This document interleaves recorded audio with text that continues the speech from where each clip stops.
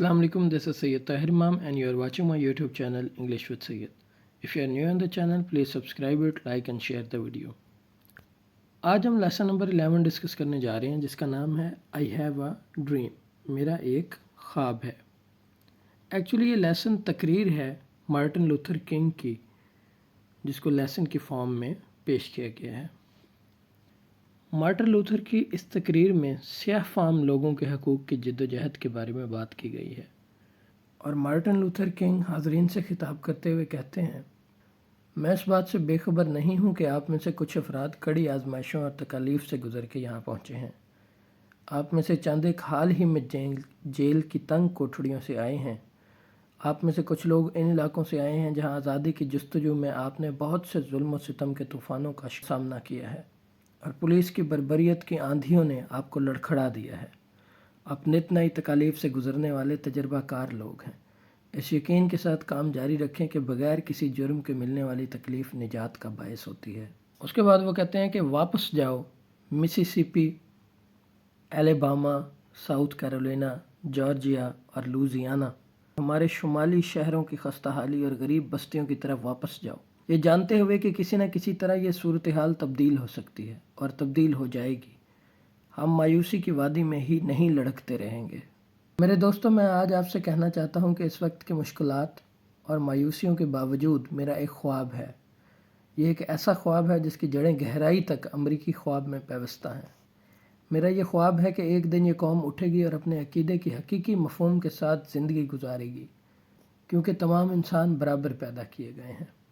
मेरा एक ख्वाब है कि एक दिन जॉर्जिया की सुर्ख पहाड़ियों पर, अमेरिका की डिफरेंट रियासतों की बात कर रहे हैं, जॉर्जिया की सुर्ख पहाड़ियों पर साबका गुलामों की औलाद और साबका गुलामों के मालिकों की औलाद भाईचारे के साथ मेज़ पर इकट्ठे बैठने के काबिल हो जाएंगे। मेरा ख्वाब है कि मिसिसिपी की रियासत भी एक सहराई रियासत जो कि नाइंसाफ़ी और जुल्म की गर्मी से झुलस रही है, आज़ादी और इंसाफ के नखलस्तान में तब्दील हो जाएगी। मेरा ख्वाब है कि मेरे 4 नन्हे बच्चे एक दिन एक ऐसी कौम में ज़िंदगी बसर करेंगे जहां उन्हें उनकी जल्द की रंगत के लिहाज से नहीं बल्कि उनके किरदार की खूबी के लिहाज से परखा जाएगा। मेरा ख्वाब है कि एक दिन एलेबामा की रियासत में, जिसके गवर्नर के लबों से इस वक्त मुदाखलत और कानूनी हक़ के मनसूखी के अल्फाज निकल रहे हैं, ऐसी सूरत हाल में तब्दील हो जाएगी कि वहाँ छोटे स्याह फाम लड़के और स्याह फाम लड़कियाँ सफ़ेद फाम लड़कों और सफ़ेद फाम लड़कियों के हाथों में हाथ डालकर बहन भाइयों की तरह इकट्ठे चलेंगे।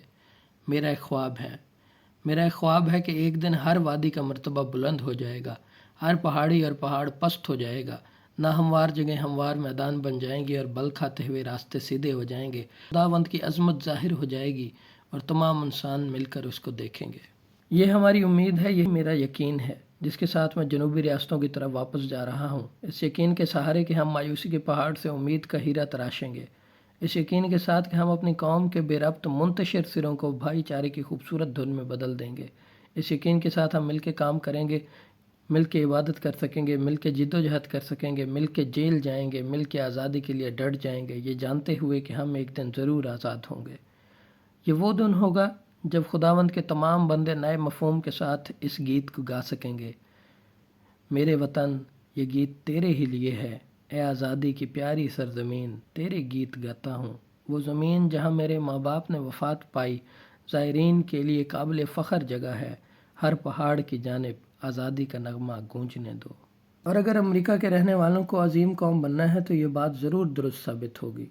इसलिए हम न्यू हैम्पशायर की अजीम पहाड़ी चोटियों से आज़ादी का गीत गूंजने दो, न्यूयॉर्क के अजीम पहाड़ों से आज़ादी का गीत गूंजने दो, पेंसिल्वेनिया के बुलंद बाला पहाड़ी सिलसिलों से आज़ादी का गीत गूंजने दो, कोलोराडो के बर्फ़पोश पहाड़ी सिलसिलों पर आज़ादी का गीत गूंजने दो, कैलिफोर्निया की खमदार चोटियों पर आज़ादी का गीत गूंजने दो।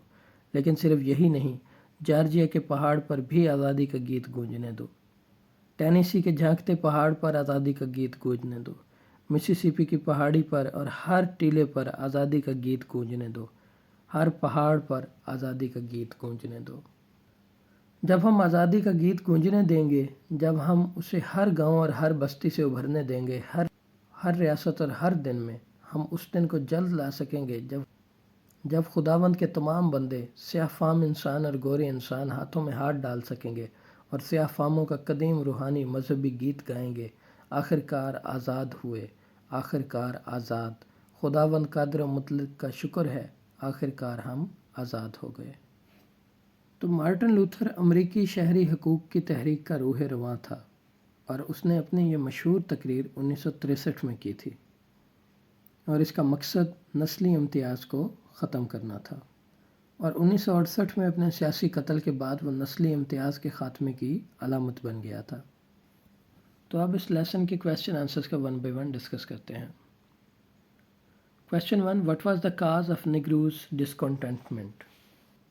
سیاہ فام لوگوں کی بے اطمینانی کی کیا وجہ تھی؟ تو اس کا آنسر ہے Negroes were considered to be inferior to the white. سیاہ فام لوگوں کو سفید لوگوں سے کمتر سمجھا جاتا تھا۔ They had no freedom in their country. انہیں اپنے ملک میں کوئی آزادی حاصل نہیں تھی۔ They had no equal rights. ان کے کوئی برابر حقوق نہیں تھے۔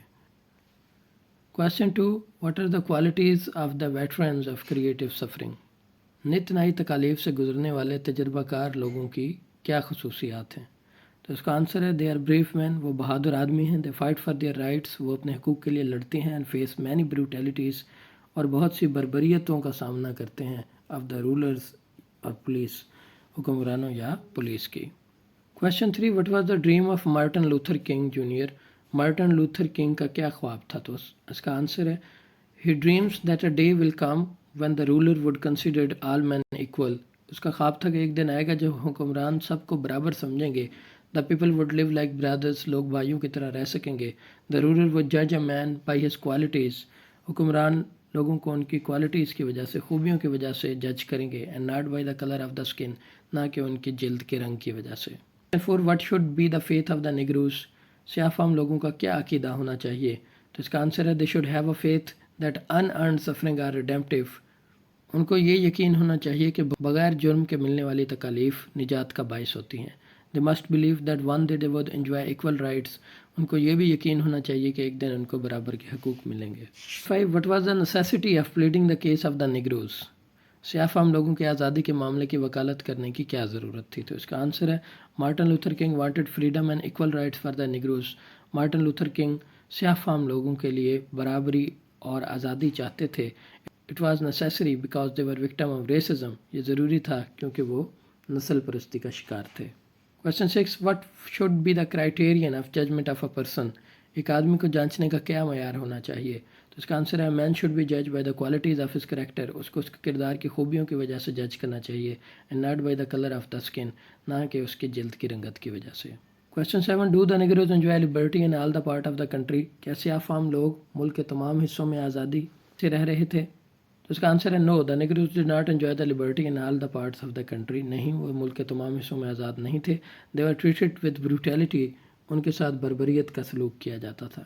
Question 8. From which parts of the country did the Negroes gather there? سیاہ فام لوگ کون سے ملک کے حصوں سے اکٹھے ہوئے؟ تو اس کا آنسر ہے The Negroes gathered there from various parts of the country. ملک کے مختلف حصوں سے آئے such as Mississippi, Alabama, South Carolina, Georgia, Louisiana and North City. Question 9. Write down the song in your own words. جو Martin Luther king نے اپنی تقریر میں گانا گایا اس کو اپنے الفاظ میں بیان کریں۔ اس کا آنسر ہے My country is the sweet land of liberty. میرا ملک آزادی کی پیاری سرزمین ہے۔ I sing its beautiful songs. میں اس کے خوبصورت گانے گاتا ہوں۔